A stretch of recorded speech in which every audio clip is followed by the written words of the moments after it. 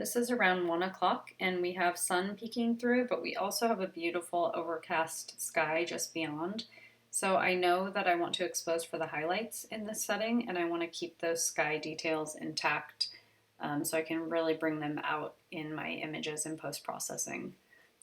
So while I'm shooting, I'm giving guidance for her to find a bird up in the tree, and that way I'm directing her body toward the light. And then in the images, I have the details lit, and you can see I ask her to switch the walking stick into her other hand because I want that whole right side of her body to be lit.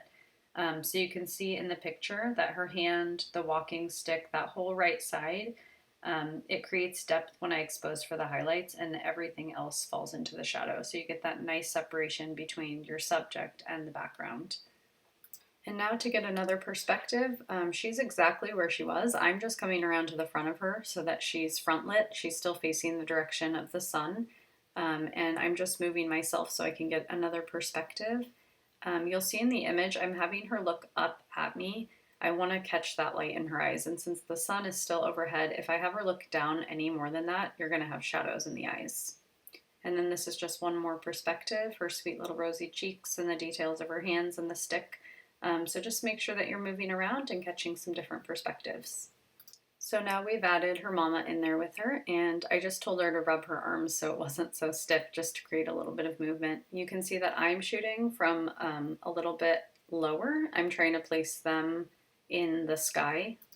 Just by moving my position a little bit and getting down below them, it puts them in the sky, and I'm getting a completely different perspective than the images before. I also changed my exposure, so rather than exposing for the highlights, I exposed more for the shadows so that I could get that detail in their faces. So I lose some of the sky, but I retain the detail in my subjects.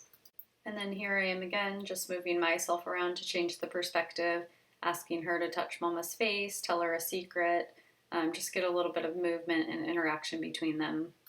And then again, I'm just continuing to expose for the shadows so that I'm getting all that detail in her sweet little dimply hand and her face. Even though it's facing away from the light, I still have all of that detail.